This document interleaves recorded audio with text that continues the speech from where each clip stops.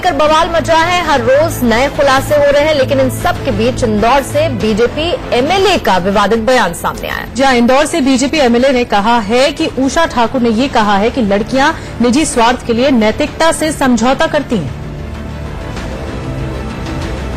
भाई, इसमें मेरा एक स्पष्ट मत है कि जब हम निजी स्वार्थों की सिद्धि के लिए नैतिकता का मार्ग छोड़ते हैं, जीवन मूल्यों को बहिष्कृत करते हैं, तब इस प्रकार की समस्याओं का सामना करना पड़ता है। मेरी सभी मातृशक्ति से, भाइयों से ये प्रार्थना है कि अपनी उन्नति प्रगति के लिए हम शॉर्टकट कभी भी ना चुने।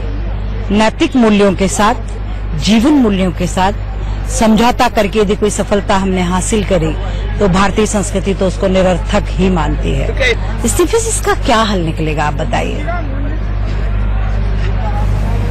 इस्तीफा इसका हल नहीं है। इस्तीफा हल नहीं है, ऐसा कहना है उषा का। और अब मीटू पर आरोपों में घिरे एमजे अकबर की सफाई भी सामने आई है।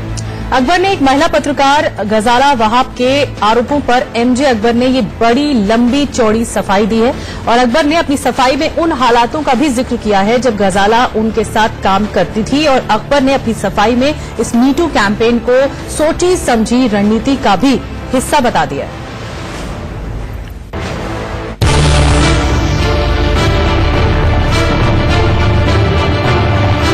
एमजे अकबर पर कई महिलाओं ने गंभीर आरोप लगाए, लेकिन सबसे गंभीर आरोप एक महिला पत्रकार ने लगाए, जिसका नाम है गजाला वहाब।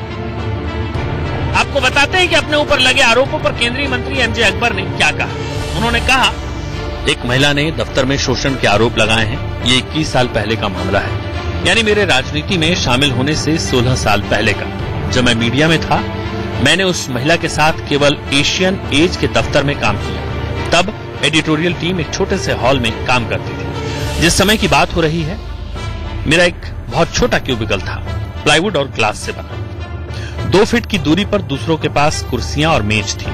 ये बेहद अजीब है कि इतनी छोटी जगह में कुछ हो सकता है। इससे भी बड़ी बात कि नजदीक के लोगों को कुछ भी पता नहीं चला। ये उकसावे में लगाए गए झूठे और बेबुनियाद आरोप हैं। जिस समय की घटना का जिक्र किया गया है, उसके बाद भी ये पत्रकार मेरे साथ काम करती रही। इससे साफ होता है कि उन्हें कोई आशंका या असहजता नहीं थी।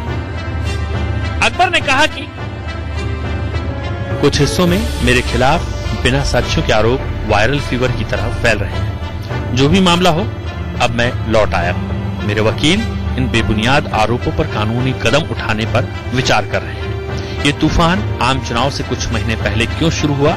क्या इसके पीछे कोई एजेंडा है? झूठ के पैर नहीं होते, लेकिन इनमें ऐसा जहर हो सकता है जो पागलपन फैला सकता है। मैं कानूनी कदम उठाऊंगा। Bureau report, India news. Good morning India में फिलहाल वक्त है एक छोटे से ब्रेक का। आगे बढ़ने से पहले इस वक्त की हेडलाइंस पर नजर डालते हैं।